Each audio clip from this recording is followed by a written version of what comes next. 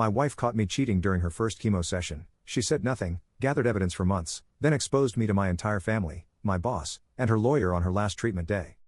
I was sleeping with my wife's coworker while she was getting chemotherapy for breast cancer. Let that sink in. Because it took me way too long to understand just how evil that sentence is. I'm not here to defend myself. I can't. There's no defense. I'm here because maybe, just maybe, if I tell you what happened, someone out there won't make the same catastrophic mistake I did. My name is Jennifer. I'm 34 years old. 6 months ago, I had everything: a wife I'd been with for 9 years, married for 5. A beautiful home. Respect in my community. A career I loved. Friends. Family. Now I have nothing. And I deserve every bit of nothing I got. Let me take you back to where it started. Not where I started cheating. Where I started justifying it.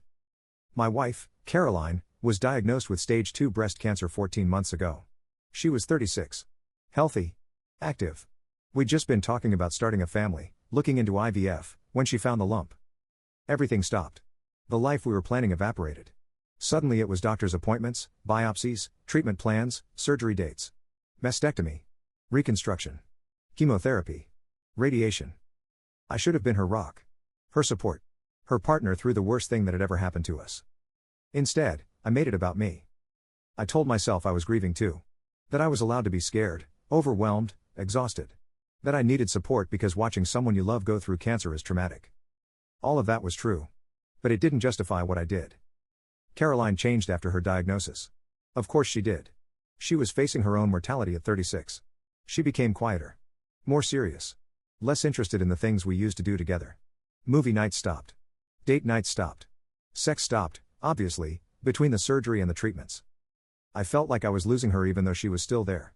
Like she was slipping away from me emotionally, pulling into herself, and I was left outside watching. My friend Leah didn't help. She'd been divorced twice and had strong opinions about not losing yourself in someone else's problems. You're allowed to have needs, she'd say over drinks while Caroline was home, exhausted from treatment. You can't just put your entire life on hold. That's not healthy. She made it sound reasonable. Like self-care. Like I was the one being neglected, not the woman literally fighting for her life. I started resenting Caroline. How messed up is that? She's going through hell and I'm sitting there feeling sorry for myself because she's not paying enough attention to me. Because she's tired all the time. Because she doesn't want to go out. Because she's focused on surviving instead of making sure I feel loved. That's when Alexis happened. Alexis worked in Caroline's department. They weren't close friends, but they knew each other. Said hi in the hallways. Caroline had mentioned her a few times. I met her at Caroline's office holiday party. This was 2 months after Caroline's diagnosis, a month before her first chemo session. Caroline was trying to maintain normalcy, still going to work events even though she was exhausted. Alexis was everything Caroline wasn't in that moment. Vibrant. Energetic. Funny. She paid attention to me. Asked me questions. Laughed at my jokes. Made me feel seen. Your wife is so strong, she said at one point. Going through what she's going through and still showing up to work. She's incredible. I should have agreed. Should have said yes, she is, I'm so proud of her. Instead I said, yeah, it's been really hard. On both of us. Making it about me again. Making Caroline's cancer about my suffering. Alexis gave me her number that night. If you ever need someone to talk to who gets it, she said. My mom went through breast cancer. I know how hard it is on the family. I told myself it was innocent. Just someone offering support. I texted her 2 days later. It started as venting. I'd complain about how hard things were, how exhausted I was, how Caroline was so distant. Alexis would sympathize, tell me I was doing great, remind me to take care of myself. She never once said, hey, maybe your wife who has cancer needs you to stop making this about yourself. We started meeting for coffee. Then lunch. Then drinks after work while Caroline was home resting. I lied to Caroline about where I was. Working late. Meeting with a client. Drinks with Leah. Each lie came easier than the last. Alexis and I never talked about Caroline. It was like this bubble where I could pretend my life wasn't falling apart. Where I could be just Jennifer, not Jennifer whose wife has cancer. The first time we kissed, I initiated it. We were in her car after drinks. I leaned over and kissed her and she kissed me back, and for those few minutes I felt alive again. Wanted. Like someone who mattered. We started sleeping together 3 weeks before Caroline's first chemo session. I had sex with another woman in a hotel room while my wife was home preparing for the fight of her life. Let that sink in. The day of Caroline's first chemo, I was supposed to go with her. Be there. Hold her hand. But I'd been up late the night before with Alexis. I was tired.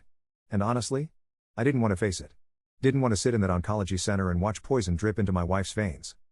I have a work thing I can't get out of, I told Caroline that morning. I'm so sorry. Can your mom take you? She looked at me for a long moment. Just looked at me. Her face was blank but her eyes. God, her eyes. Sure, she said quietly. My mom can take me. I'll make it up to you, I promise. I'll be at all the others. Another lie. I missed 2 more sessions. Always with excuses. Always with I'm so sorry, something came up. The truth? I was with Alexis. Having lunch. Going to her apartment. Living in my alternate reality where I wasn't married to someone with cancer. Caroline never complained. Never asked me to cancel plans. Never begged me to stay. She just got quieter. Smaller. Pulled further into herself. I told myself she understood. That she knew I was struggling too. That she didn't blame me for needing space. The red flags with Alexis were everywhere, but I ignored them all. She never wanted to meet on weekends. Never talked about a future. When I'd mention maybe telling Caroline about us, maybe ending my marriage, she'd change the subject. Let's not complicate things, she'd say. Let's just enjoy this. She was sleeping with a married woman whose spouse had cancer. She wasn't a good person. But I didn't want to see that because then I'd have to see what I was. I convinced myself Caroline and I were basically over anyway. That the cancer had killed our relationship even if it didn't kill her. That I was just waiting for the right time to leave. That I'd stay until she was better, then we'd separate amicably. All lies I told myself so I could keep doing what I was doing without feeling like the monster I was. Caroline finished chemo in July. 4 months of hell. She'd lost her hair, lost weight, lost her energy. But she'd made it through. Her scans were clear. The doctors were optimistic. We had a small celebration dinner with her parents. Everyone was crying, happy, relieved. Caroline looked exhausted but peaceful. We made it, she said to me that night, holding my hand across the table. I squeezed her hand and smiled and thought about the text from Alexis in my pocket asking when I could come over. We did, I said. The guilt was getting harder to manage. I'd look at Caroline, frail and tired but fighting so hard, and I'd hate myself. But not enough to stop. Not enough to end it with Alexis. Not enough to confess. Not enough to be the person Caroline deserved. I thought I was getting away with it. I thought I was being careful. Deleting texts. Using cash. Being strategic. I had no idea Caroline knew everything. She found out during her first chemo session. The one I skipped. I'd left my phone at home, plugged in on the kitchen counter. Thought I'd grabbed it but hadn't. Alexis had texted, "Missing you already. Last night was amazing. Can't wait for tonight." Caroline's mom saw the notification. Showed Caroline. They went through my phone while I was at work, actually at Alexis's apartment. They found everything. Months of texts. Photos. Hotel receipts I'd stupidly photographed for reimbursement claims. Everything. But Caroline didn't confront me. Didn't scream. Didn't throw me out. She said nothing. Instead, she gathered evidence. Screenshotted everything. Saved it all. Documented every lie I told, every appointment I missed, every time I chose Alexis over her. She met with a divorce lawyer the week after her first chemo session. Started the paperwork while I was sleeping with her coworker. She told her parents. Her siblings. Her close friends. Told them everything but made them promise not to say anything yet. She went through 4 months of chemotherapy knowing her wife was cheating on her. Sat through treatments alone or with her mom, knowing where I really was. Came home exhausted and sick and found me on my phone texting the woman I was sleeping with. And she said nothing. She waited. Collected evidence. Built her case. And planned her exit. I had no idea. I thought everything was fine. That I was handling both relationships. That Caroline was oblivious. The day of her last chemo session, she asked me to come. Said it was important. That she needed me there. I almost said no. Had plans with Alexis. But something in her voice made me cancel. I showed up at the oncology center. Caroline was in the chair, 4 in her arm, poison dripping in one last time. Her mom was there. Her dad. Her sister. They all looked at me with expressions I couldn't read. "Thank you for coming," Caroline said. Her voice was calm. Too calm. "Of course," I said, sitting down next to her. "I'm here." "Are you?" she asked. "Are you really here, Jennifer?" Something in her tone made my stomach drop. "What do you mean?" She pulled out her phone. Held it up so I could see the screen. It was a photo. Of me and Alexis. At a restaurant. Holding hands across the table. My blood went cold. "I've known since day one," Caroline said. Her voice was steady but her eyes were dead. "My first chemo session. The one you missed because you had a work thing. My mom saw the text from Alexis on your phone. We've known for 4 months." I couldn't speak. Couldn't move. Couldn't breathe. "I wanted to confront you immediately," she continued. Wanted to throw you out, scream at you, make you feel even a fraction of what I was feeling. But my lawyer advised me to wait. To document everything. So I did. She pulled out a folder. Handed it to her dad, who stood up and handed it to me. Inside were printouts. Screenshots of texts between me and Alexis. Photos of us together. Credit card statements showing hotel charges. A timeline of every chemo session I'd missed and where I'd actually been. You cheated on me while I had cancer, Caroline said. Each word was precise. Sharp. You slept with my coworker while I was fighting for my life. You lied to me every single day. You let me think we were in this together when you'd already checked out. Her mom was crying. Her sister looked at me like I was something she'd scraped off her shoe. Caroline, I started, but I had nothing. No excuse. No explanation. No apology that would ever be enough. Don't, she said. I don't want to hear it.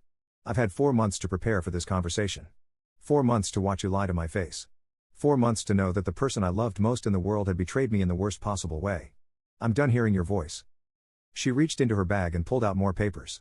Handed them to me. Divorce papers. Already filed. Already signed by her. You're being served today, she said. My lawyer made sure of that. You'll also be receiving notice that I've filed for full ownership of the house based on marital misconduct. I have more than enough evidence. Caroline, please, can we talk about this? We are talking about it. Right now. In front of my family. Because I wanted them here. I wanted witnesses to this moment. To the moment I officially ended this marriage. She looked at her mom, who pulled out her own phone. I've also sent all of this evidence to your boss, Caroline said. You've been using work hours and work resources to conduct your affair. Lying about client meetings. Using company credit cards for personal expenses. That's a fireable offense. My boss. She'd sent everything to my boss. I've told my entire family. They know everything. Your family will know by the end of the day. My dad is sending them the same folder you're holding. My family. My parents. My siblings. They were going to know. And Alexis?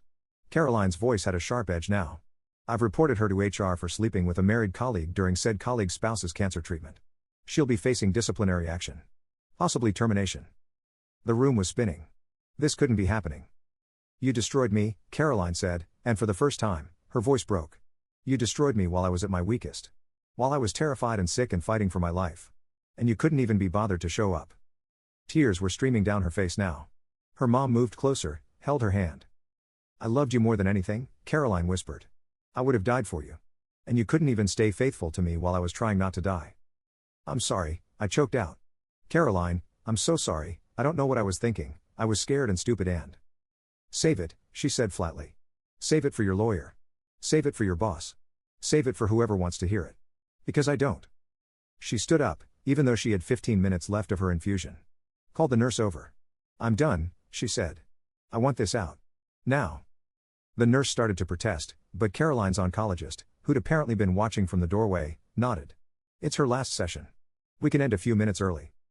They removed the fourth. Caroline stood up, gathered her things. You need to leave, she said to me. Now. Don't come to the house. Your things will be packed and put in the garage. You can pick them up tomorrow. I've changed the locks. Caroline, please. Leave. Now. Or I'll call security. I looked around the room. At her parents, her sister, all looking at me with pure disgust. At the nurse and doctor avoiding eye contact. At Caroline, standing there, bald and thin and exhausted, but with more strength in her eyes than I'd ever seen. I left. Walked out of that oncology center like the coward I was. My phone started ringing immediately. My mom. My dad. My brother. My boss. I didn't answer. Just sat in my car in the parking lot and stared at the divorce papers in my lap. 4 months. She'd known for 4 months. Had watched me lie and cheat and betray her every single day. Had gone through chemotherapy knowing her wife was sleeping with someone else. And she'd stayed silent. Planned. Prepared. And then destroyed me in one perfectly executed moment. I deserved it. Every bit of it. But that didn't make it hurt any less to realize that the woman I'd thrown away, the life I'd destroyed, it was all gone now. Permanently. Irrevocably. And I'd done it to myself. I lost my job within 48 hours. Caroline hadn't just sent the evidence to my boss. She'd sent it to HR with a detailed report of every company policy I'd violated. Using work time for personal affairs. Falsifying expense reports. Lying about client meetings. They didn't even give me a chance to explain. I was called into a meeting, presented with the evidence, and terminated immediately. Walked out with a box of my desk items and an escort to my car. We have a zero-tolerance policy for this kind of behavior, my boss said. She wouldn't even look at me. Particularly given the nature of the circumstances. The circumstances. My wife's cancer. That's what she meant. Word spread through the company within hours. I could feel people staring as I walked out. Whispering. Judging. And they should have. They were right to judge me. Alexis was fired too. Caroline had sent HR screenshots of texts where Alexis explicitly referenced knowing about Caroline's cancer. Where she'd joked about it. Where she'd encouraged me to skip appointments. Your wife is probably asleep by now anyway lol, one text read. Seeing that in print, months later, made me want to vomit. What kind of person jokes about someone's cancer? What kind of person was I for laughing at that text? Alexis called me once after she got fired. Only once. This is your fault, she screamed into the phone. You said she didn't know. You said we were being careful. I just lost my job because of you. Because of me? I couldn't believe what I was hearing. Alexis, we did this together. We both made these choices. No. You're the married one. You're the one who lied to your wife with cancer. I thought you were separated. She was rewriting history. Trying to make herself the victim. You knew we were married. You knew she had cancer. You worked with her, for God's sake. Fuck you, Jennifer. Don't ever contact me again. She hung up. Blocked my number. Disappeared from my life like she'd never existed. Just like I'd known she would. She was never going to stand by me. She was only there for the excitement, the secret, the affair. The moment it got real, she ran. I destroyed my marriage for someone who couldn't even handle a single phone call when things got hard.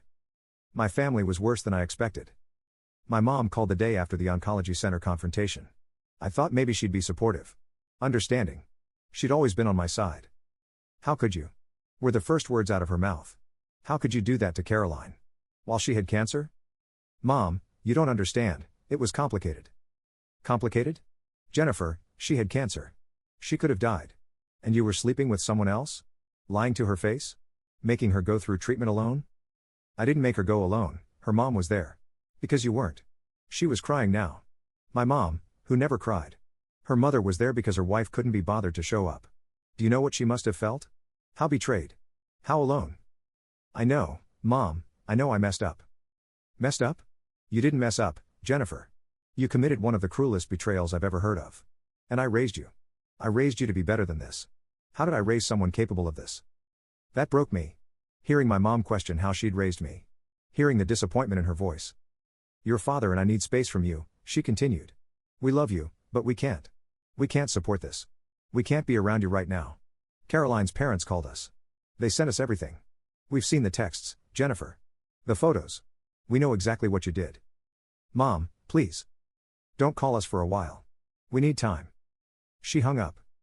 My dad sent a text later, your mother is devastated. I'm disappointed beyond words. The daughter I raised wouldn't do this. Don't contact us until you've figured out who you've become. My brother was more direct, you're fucking disgusting. What you did to Caroline is unforgivable. Don't contact me or my family. My kids don't need to know their aunt is capable of this. My sister didn't even text. Just blocked me on everything. I tried to go to my parents' house once. Knocked on the door. My dad answered, saw it was me, and closed the door without a word. I stood on their porch, at the house I grew up in, and knew I wasn't welcome anymore. Caroline's family made sure everyone knew. Her dad sent the folder to my extended family. Cousins, aunts, uncles, everyone. The entire family group chat I'd been part of for years saw everything. They removed me from the chat. From family plans. From existence. My cousin texted, we're all on Caroline's side. What you did is unforgivable. Please don't come to any family events. You're not welcome. The friends we'd shared as a couple sided with Caroline immediately. Of course they did. She was the one with cancer. I was the one who'd cheated. Group chats I'd been in for years suddenly went quiet. Then I realized I'd been removed. People I'd known for a decade blocked me on social media. Unfriended me. Erased me. I saw some of them out once. At a coffee shop. They saw me, whispered to each other, and left. Actually got up and left rather than be in the same space as me. The isolation was suffocating. I'd go days without talking to anyone. Every time my phone rang, I'd hope it was someone who didn't hate me. It never was. The divorce proceeded swiftly. Caroline's lawyer was brutal. They used my affair, the timing, the cruelty of it, to paint me as morally bankrupt. The judge agreed. Caroline got the house. I got to keep my car and my personal belongings. Everything else we'd built together went to her. I had to move into a studio apartment. The only place I could afford without a job. It's small and dark and smells like the previous tenant's cigarettes. This is my life now. This apartment. No job. No family. No friends. Nothing. I applied to probably 50 jobs. Got interviews at 3. All 3 ended the same way. We Googled you, one interviewer said.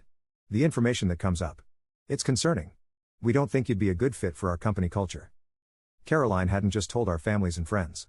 She'd told people in our professional community. Word had spread. My reputation was destroyed. You cheated on your wife while she had cancer is apparently something that follows you. Something that shows up in background checks and professional networks. I'm unhireable in my field. I've had to take gig work. Food delivery. Random freelance jobs that pay almost nothing. I'm 34 years old and I'm delivering pizzas because I destroyed my entire life for a woman who blocked me the second things got complicated. The shame is constant. Every day. Every moment. I'll be at a red light and remember Caroline sitting in that chemo chair, telling me she'd known for months. I'll be delivering food and past the oncology center and want to die. I can't escape it. Can't outrun it. It's tattooed on my soul. I tried to reach out to Caroline once, about 2 months after everything. Sent her an email because she'd blocked me everywhere else. I know you don't want to hear from me. I know I don't deserve forgiveness. But I need you to know how sorry I am. How much I regret everything. How I'd do anything to take it back. You deserve so much better than me. I destroyed the best thing in my life because I'm broken and selfish and horrible. I'm so sorry. She responded. One sentence. I'm not interested in your apology. Please don't contact me again. That was it. That was all I got. And it was more than I deserved. I found out through social media, I still look at her profile sometimes, even though it kills me, that Caroline is thriving now. Her hair grew back. She looks healthy, happy, strong. She's back to working full-time. Running marathons. Living her life. Without me. Better without me. She posted once about the divorce, sometimes the trash takes itself out. Grateful for everyone who supported me through the hardest year of my life. You know who you are. The comments were full of support. People praising her strength. Saying she deserved better. Calling her an inspiration. No one mentioned me. I was just the trash that took itself out. I started therapy. Court ordered for the divorce, but I kept going after because I'm desperate to understand what I did. Why I did it. How I became this person. My therapist asks hard questions. What were you getting from the affair that you weren't getting in your marriage? Attention. Feeling wanted. Feeling like myself instead of just someone's sick wife. Did you communicate these needs to Caroline? No. Why not? Because she had cancer. How could I tell someone with cancer that I felt neglected? So instead of communicating, you betrayed her. Put like that, it sounds so simple. So stupid. So cruel. Do you think you're a bad person? My therapist asked last session. Yes. Absolutely yes. Why? Because a good person doesn't cheat on their wife during cancer treatment. A good person doesn't lie and manipulate and destroy someone at their weakest moment. A good person doesn't throw away 9 years for an affair with someone who didn't even really care about them. What do you want now? I want to go back. I want to undo it. I want Caroline to be healthy and happy and I want to be the person who helped her through it instead of the person who made it worse. You can't go back. I know. So what now? I don't know. I've lost everything. My wife, my family, my friends, my career, my home. I'm living in a studio apartment delivering food and everyone I've ever known hates me. What am I supposed to do with that? Live with it. And figure out how to be better. But how do you be better when everyone's gone? When there's no one left to be better for? I have no one to call on bad days. No one to celebrate good things with, not that there are any good things. No one to just exist with. I'm completely alone. And I did it to myself. Sometimes I think about what my life could have been. If I'd just been there for Caroline. If I'd communicated instead of cheating. If I'd gone to therapy when I started feeling resentful instead of finding comfort in another woman. Caroline would be cancer-free and we'd still be together. Maybe we'd have started that family we'd talked about. Maybe we'd be happy. Instead, she's cancer-free and I'm erased from her life. She gets to be happy. I get to watch from the outside and know I could have been part of that. I destroyed us during the worst thing that ever happened to her. I chose myself over her when she needed me most. I lied and cheated and betrayed her while she was fighting for her life. And now I'm paying for it. Every day. Every moment. This loneliness, this shame, this isolation, this is what I earned. The worst part isn't losing Caroline, though that's its own special hell. The worst part is knowing who I became. Knowing what I'm capable of. Knowing that when things got hard, when my partner needed me most, I ran straight into someone else's arms. I wasn't strong enough. Wasn't loyal enough. Wasn't good enough. And Caroline deserves someone who is all of those things. Someone who shows up. Someone who stays.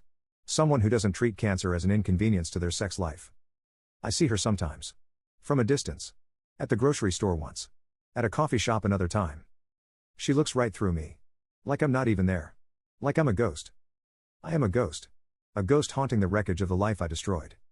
I'm writing this from my depressing apartment at 2 a.m. because I can't sleep. Because the guilt and shame eat at me constantly. Because I need someone, anyone, to understand the magnitude of what I did and what it cost me. But more than that, I'm writing this as a warning. If you're in a relationship and things get hard, if your partner gets sick or distant or different, if you start to feel neglected or unappreciated, if someone new starts paying attention to you and making you feel alive again, don't do what I did. Don't lie. Don't cheat. Don't betray the person who trusted you. Talk to them. Go to therapy. Work on it. If it's truly over, end it with dignity. But don't do this. Don't become what I became. Because it doesn't just hurt them. It destroys you too. I lost my wife, my family, my friends, my career, my home, my reputation, my future. Everything. For what? For a woman who ran the second things got real. For a few months of feeling desired. For the ego boost of secret texts and hotel rooms. It wasn't worth it. Not even close. Caroline is out there living her best life. She beat cancer. She's strong and healthy and happy. She's surrounded by people who love her. She has a future full of possibility. I'm here. Alone. In this shitty apartment. With nothing and no one. Watching her life continue without me. Knowing I could have been part of it. Knowing I chose this. I chose to cheat on my wife while she had cancer. I chose to lie. I chose to betray her. I chose Alexis over Caroline over and over again. And now I choose to live with the consequences. With the knowledge that I'm capable of something unforgivable. With the isolation and shame and regret. This is my forever now. This emptiness. This guilt. This punishment that I designed myself. If you're reading this and you're thinking about cheating, if you're standing at that crossroads justifying it to yourself, if you're telling yourself you deserve better or your partner doesn't appreciate you or it's just harmless flirtation, stop. Turn around. Go home. Work on your relationship. Be honest. Be loyal. Be the person your partner deserves. Because if you do what I did, you'll lose everything. And you'll deserve to lose it. You'll end up like me, 34 years old, alone in a studio apartment, delivering food for a living, cut off from everyone who ever loved you, watching your ex-wife thrive without you. You'll know that the best thing in your life is gone forever because you were too selfish, too weak, too cowardly to just be there when it mattered. And you'll spend the rest of your life knowing you didn't just cheat. You didn't just lie. You didn't just betray someone. You became a monster. You destroyed someone at their weakest. You proved that when things got hard, when it mattered most, you couldn't be counted on. That's what I learned. That's who I am. And I have to live with that every single day. So please. Please don't be me. Don't make my mistakes. Don't destroy the person who loves you. Because there's no coming back from this. Caroline said it perfectly in that oncology center. I destroyed her while she was at her weakest. And now I'm destroyed too. Hollowed out. Empty. Alone. She survived cancer and thrived. I survived my own choices and became this. A cautionary tale. A warning label. A testament to how low a person can go. My wife caught me cheating during her first chemo session, said nothing, gathered evidence for months, then exposed me to everyone on her last treatment day. And in doing so, she gave me exactly what I deserved, nothing.